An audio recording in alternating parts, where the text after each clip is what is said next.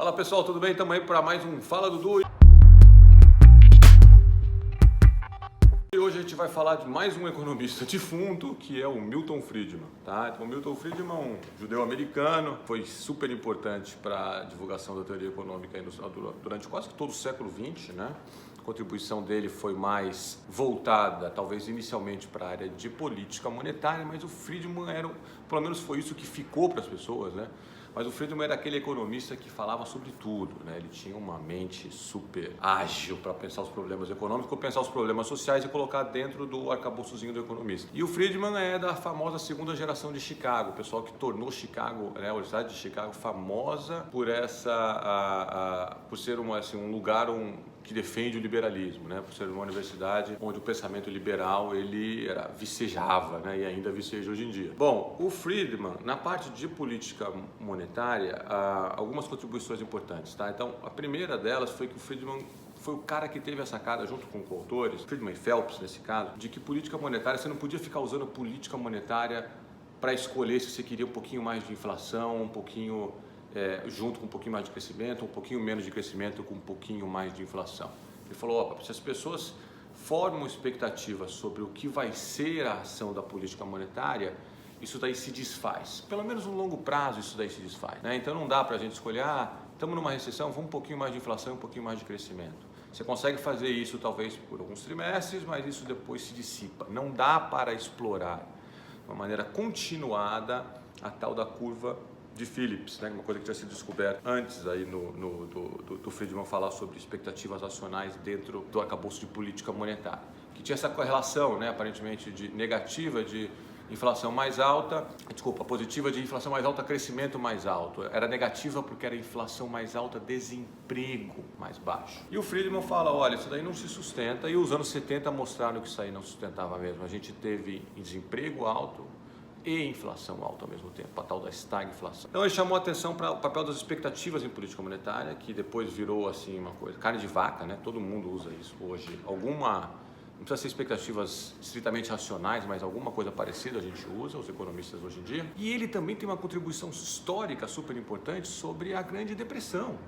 Friedman Schwartz e a Anna Schwartz escreveram um livro, foi publicado em 1963, que é a história monetária dos Estados Unidos, na qual eles argumentavam de que, olha, a grande recessão lá dos anos 30, não essa grande depressão agora, essa grande recessão agora, né? Acho que eu troquei as palavras. Tá, lá era a grande depressão, agora nos últimos anos, com a crise de 2008, foi a grande recessão.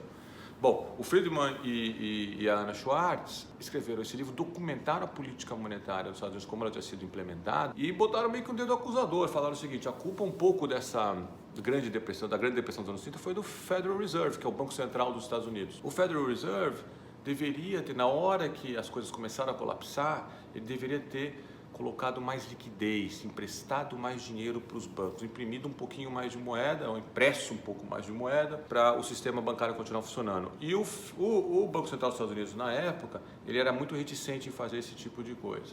Então, o sistema financeiro inteiro colapsou. Isso foi completamente evitado em 2008. 2008 teve esse risco aí do sistema financeiro colapsar, mas o Banco Central, aprendida a lição histórica, né, ele injetou liquidez na economia, ajudou alguns bancos a colocar a cabeça para fora d'água, e aí o sistema financeiro não naufragou, a gente não teve desemprego de 30%, que nem nos anos 30. Tá? Então, essa segunda contribuição da parte de política monetária super importante do Friedman, chamar a atenção para a importância do Banco Central agir como emprestador de última instância nesses casos de crise, para evitar o pânico. O Banco Central, ele tem essa capacidade de evitar o pânico. Tá bom, aí então as pessoas lembram muito dessa contribuição do Friedman e da terceira sobre política monetária, que é o Friedman, ele não acreditava muito que a gente, em tempos normais, que o Banco Central pudesse ajustar o ciclo. Veja, uma coisa em tempos de crise, vai lá e injeta liquidez na economia para os bancos não naufragarem todos e o sistema financeiro colapsar. Outra coisa é no dia a dia, no mês a mês, no trimestre a trimestre, você ficar ajustando, fazer aquele ajuste fino de política monetária para ter um pouquinho mais de inflação, um pouquinho menos de... Ele não acreditava nessas coisas. Então ele tinha uma regra, para ele preferia que fosse baseado em regras pré-fixadas à ação do Banco Central. O Friedman tinha essa proposta de, olha, vamos expandir a política monetária 5% ao ano e pronto. Ele era muito um cara que não acreditava no poder da discricionariedade do Banco Central em condições normais de temperatura e pressão.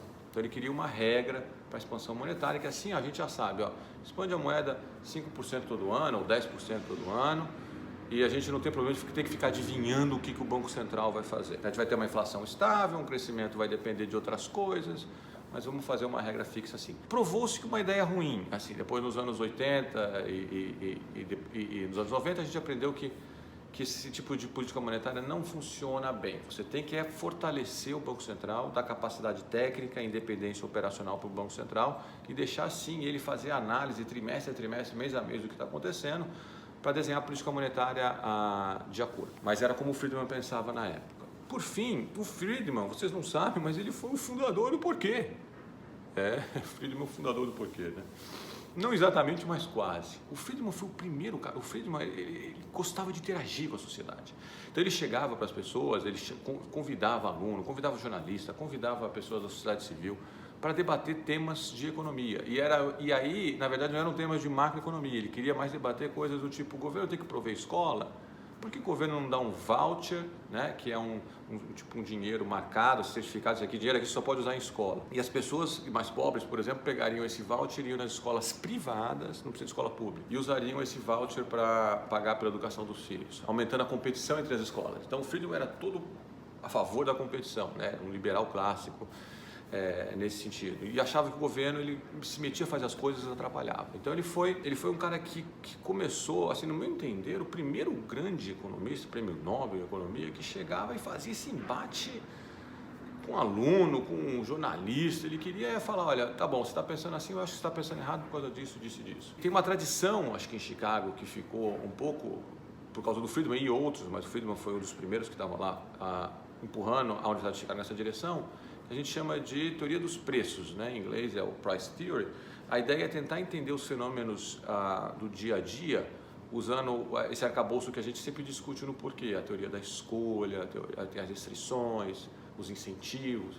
Então ele analisava, ele era um baita microeconomista, que é o que a gente chama de microeconomia hoje, né? Ele pegava esses fenômenos sociais e ele ficava lá tentando analisar: tá bom, mas isso daqui, se eu mudar o preço, o que acontece, as preferências das pessoas, o governo sabe as preferências das pessoas. Então ele foi o fundador do porquê nesse sentido. Ele foi um dos primeiros grandes a fazer um embate muito caloroso, assim, e ele era um cara muito educado, muito fino, mas muito firme também nas posições dele, com o público geral. Ele trazia essa discussão acadêmica para o público geral. A história dos vouchers, que hoje está em discussão até hoje, aí no mundo acadêmico a gente está, os economistas testando se voucher melhora ou piora a qualidade do ensino e tal. O Friedman lançou essa ideia lá atrás. Então ele era um cara muito... Assim, a capacidade intelectual dele era muito ampla, muito profícuo, ele falava sobre vários temas, né? E aqui, a última coisa que eu queria falar do Friedman é o seguinte: ele tem um livro maravilhoso de economia, que chama Price Theory, e em português Teoria dos Preços, do Milton Friedman. É um livro que vai discutir basicamente como a microeconomia funciona e aplicações da teoria microeconômica para o mundo real. Então eu acho que esse tipo de livro, como o do Friedman, tem de outros, tem do Stigler também, do George Stigler tem um livro também sobre, chama Price Theory, que é você tentar entender o funcionamento da microeconomia. A microeconomia, não estou falando só a empresa ou a microeconomia do custo da empresa, não.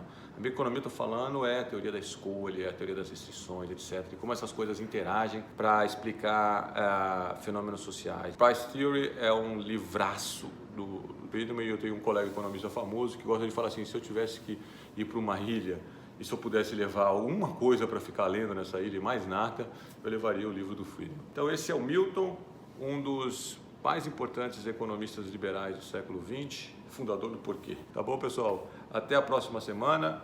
Não esquece de curtir, de divulgar, de apertar os botõezinhos aí embaixo que aparecem aí na sua telinha. Manda perguntas, manda os interesses de vocês. A gente tem recebido bastante demanda para falar sobre economistas.